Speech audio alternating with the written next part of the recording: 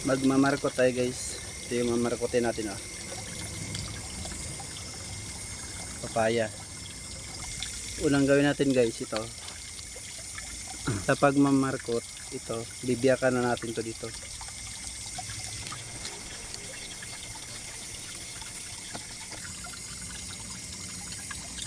Tapos natin siyang biyakan. Lagay tayo ng lupa.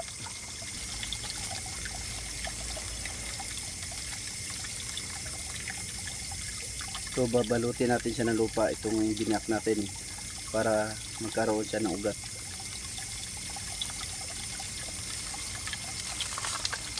Yan. Tapos natin mabalot ng lupa.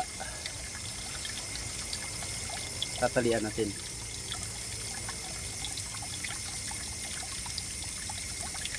Kaya pagtali natin guys, dapat mahigpit.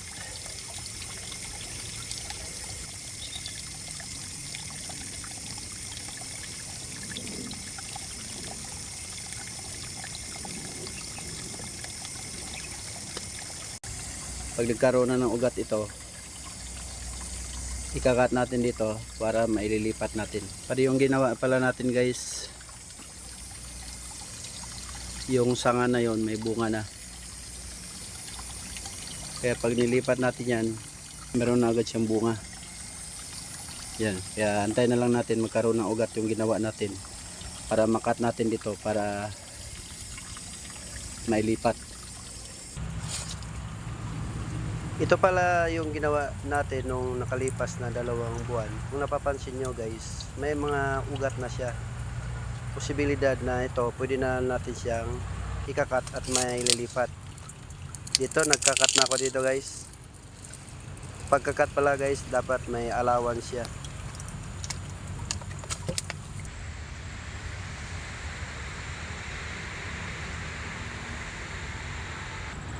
Dito ako maghuhukay guys para itanim natin yung ginawa nating papaya.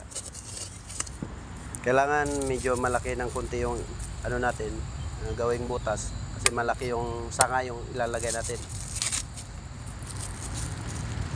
Dito tinanggalan ko lang siya dito ng balot para makikita natin na totoong may ugat siya.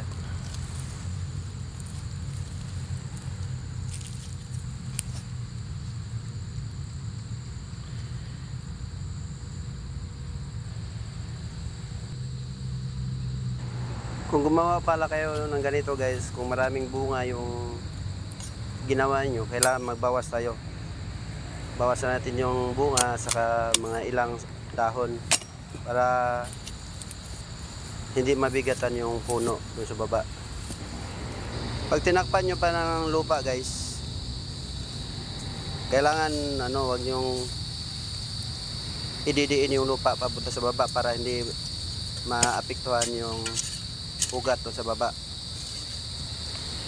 Saka maglalagay rin kayo ng gaya nito kahoy, itatali nyo doon sa puno para kung may hangin man